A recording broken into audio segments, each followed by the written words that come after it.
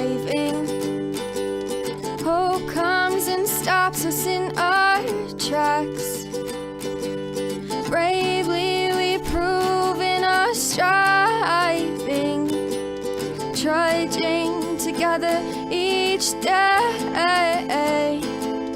Where there's a will, there's a way. Good afternoon and morning. There's 23 minutes left in this morning here in Colorado. Keating, come here. Don't rub up against the cords. Don't do that. Man, you're getting fat, Keating. This is who are. This is Ronan. He was the runt. He's not a runt anymore. They're pretty small kitties. So, all right, let's get started. Let's do this. Welcome to the Daily Trudge. I'm Dion. I'm your host. And of course, if you're here, please say hello, whether you're watching the live or the rewatch. I'm not anticipating many people because here's the problem. Facebook has put me on a restriction and I'm now lower on the news feeds. So, I have to say to that, so what? I wasn't very high on the news feeds as it was. So it doesn't really affect me that much. Hopefully it doesn't affect you guys. If it does, I apologize. It was my fault. I mean, I am the one that said it. So I had said, okay, there was a cooking show and you had to guess the ingredients. And one of the ingredients was human flesh. And that was the ingredient. And I said that I would have beat that person up on camera.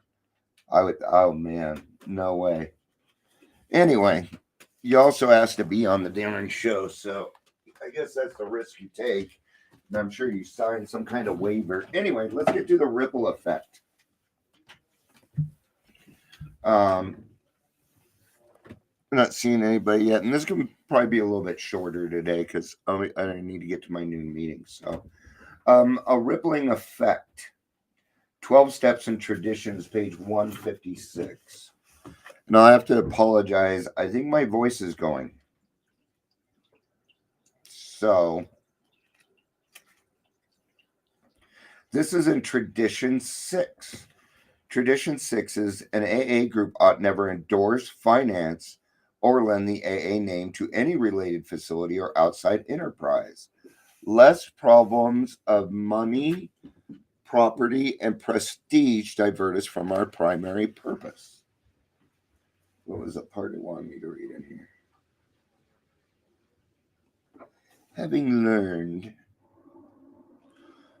All right, I'm going to go ahead and just read the top here because I don't know where they want me to start. So we're just starting, so you're just in time. All right. It occurred to us that we could take what we had into the factories and cause laborers and capitalists to love each other. Our uncompromising honesty might soon clean up politics. With one arm around the shoulder of religion and the other around the shoulder of medicine, we'd resolve their differences. Having learned to live so happily, we'd show everybody else how. Why we thought our Society of Alcoholics Anonymous might prove to be the spearhead of a new spiritual advance. We might transform the world. Hey, Ingrid, good to see you. And it's giving me your name. And it's giving me your name. I got to get a fan.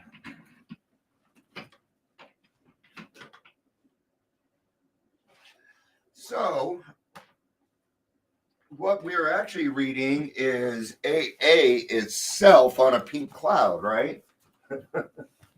Oh, we'll be able to change the world. We'll be able to conform politics. We'll be able to do so much good. All right. Have you ever had unwanted advice? Because that's what's going on in that, right? Yes, we of AA did dream those dreams, and rightfully so, man. We're thinkers. That's what we do, right? I was talking with a friend yesterday. We're working on some stuff. We're working on a recovery march, and um, I started talking. She's like, "What?" I'm like, "I'm sorry, my brain went 6 months in advance. Just never mind." We do that. We dream big, man. I do.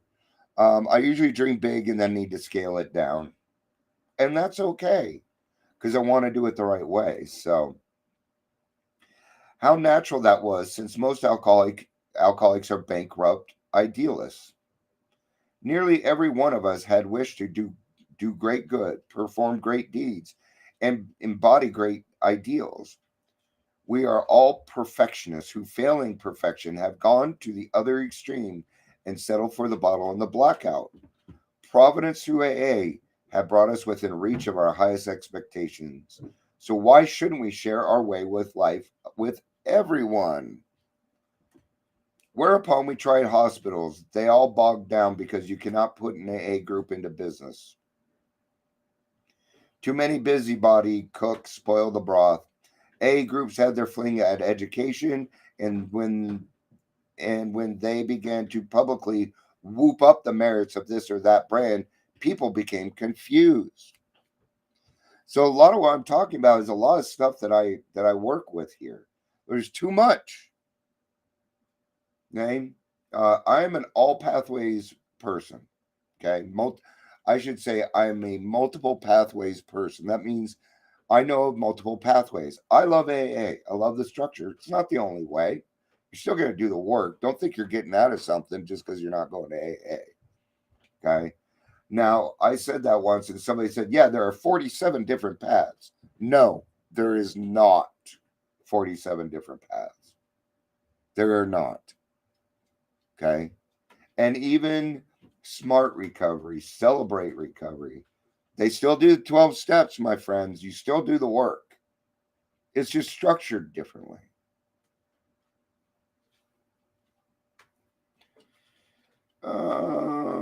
Did AA fix drunks or was it an educational project? Was AA spiritual or was it medical? Was it a reform movement? In consternation, we saw ourselves getting married to all kinds of enterprises, some good and some not so good. Watching alcoholics commit willy nilly to prisons or asylums, we began to cry, there ought to be a law. A commenced to thump tables and legislation committee rooms and agitated for legal reform. That made good newspaper copy, but little else. We saw we had soon mired in politics. Even inside AA, we found it imperative to remove the AA name from clubs and 12 step houses. Right? So, I'll give you a great example. The club that I belong to is Dragon's Den. Now, it is not necessarily an AA club, but it is a club that holds AA meetings. It also functions as a way for us to put together events for like 4th of July. Because then it is not the group that is holding that, it is the club. And the club is not AA. It is just think of it just like the churches that we go to, or other places that allow us to come in and hold our meetings. But what we're really talking about here is that we have no say so on outside things. We just don't.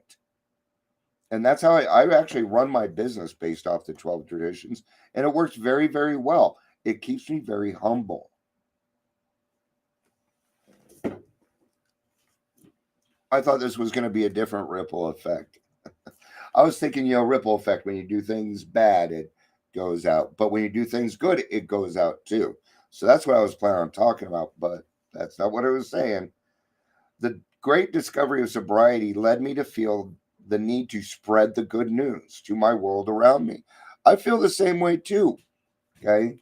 But in the beginning, I probably would have caused more confusion than harmony. And I would say I was probably about 2.5 years sober when I was finally at a place where I could probably sponsor somebody. Okay. But I went really far down, guys. Not everybody has to go through that. So The grandiose thoughts of my drinking days return. And that's the problem, is you go out and we do these things, and then you will do something that is really bad. And that's brag about what you've done on like Facebook or something. I'm very careful about bragging. I'll bring up good news, things like that. I help people every day, but I don't put anything on there. And it disgusts me when people have like clients and they have pictures of them. They're like, "Hey, good job, Tom Jones." And that's breaking HIPAA. You have blown anonymity. You've blown so many things just so that you could get credit. Oh, well, good job on that. You did such a great job with him. Wait a minute. If somebody else takes credit for my recovery, you're going to hear from me pretty fucking fast. You are. Everybody, everybody has their own path of recovery, and it is their own. And they did the work, and they get the kudos. Why? Because you were a guide? No. Silly rabbits. Later, I learned that concentrating on my own recovery was a full-time process. Stay in your own darn lane, right? That includes me. I've gotten out of my lane a few times. I have accountability buddies that when I do that, I will get a phone call saying, "Dion, what are your intentions here?" I'll get that phone call. It'll be from Lori. I don't mind saying her name. She knows who she is. As I became a sober citizen in this world, I observed a rippling effect. Here we are. Which, without any conscious effort on my part, reached any related fallacy or outside enterprise without diverting me from my primary purpose of staying sober and helping other alcoholics to achieve sobriety. Yeah. So there have been times when I've been asked to tell my story. When I tell my story, I don't go in as Trudging Together. I go in as Dion. Okay, I don't give them my last name, or I may just say I'm you know, I'm Dion and I belong to a 12-step group, something like that. But I'm going to omit my last name, okay, because I do not speak for Alcoholics Anonymous. No one does that. What I have is my own experience. You have your own experience, and together somebody can draw from both of our experiences to get sober. I did not take all the experiences of my sponsor. I looked around. Oh, this guy's doing that. This guy's doing that. And I would ask these people, what did you do to achieve that? And people are more than happy to sit down with you for an hour and tell you how they did it. It's your recovery. You must do something about it. Okay? Good news, bad news. Bad news, you're the problem. Good news, you're the problem. You can fix you, you can change you. So that's actually really good news, right? And anything that you do will affect other people. I don't care if you're hiding in your. I do a lot of stuff from home, and you know what? I I have an effect on people. I'm having an effect on people right now because people are saying you are right. I don't know who that is. I bet it's Patricia B though, and I'm probably wrong. My guessing has been wrong lately. so let's keep that in mind. You are a member of Alcoholics Anonymous. Just be that. You don't have to be more than that. Just be you. Oh, I got to wear all these different hats. No. I wear one hat, and that's the Dion hat. What you see is what you get, period. I don't mince with stuff. I don't act different because another person. I may talk a little different, okay? But that's because I'm meeting them where they are at, which means I'm going to talk their language also. I'm not going to come in. Yeah, I'm Dion. I'm a peer support specialist, and I'm here to help you with your substance use disorder. How the fuck If I was on the other side of that, I'd probably tell you to leave me alone. I probably would. Can't approach somebody like that. Okay.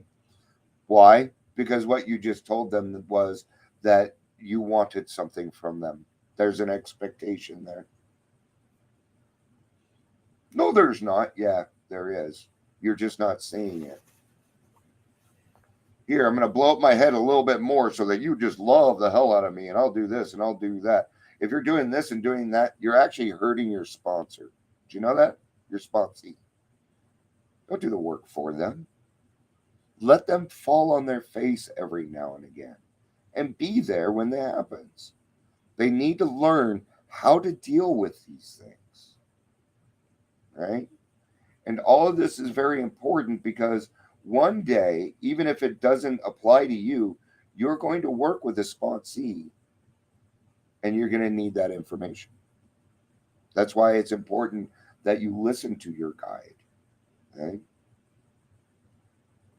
Said it once and I'll say it again.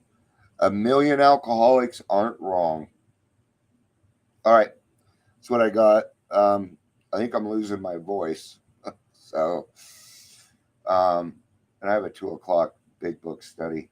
They're going to be doing a lot of the talking because I can't do it today. So, all right. That reminds me, big book study. It's going to be the same today. Well, whoever shows up, you don't need to worry about it. And I'm probably going to be putting a couple podcasts out here in the next few weeks. So, all right. I love you guys. Peace out. Have a day. Thanks for being here, Chris, Ingrid, and Facebook user. I love you guys. Peace out and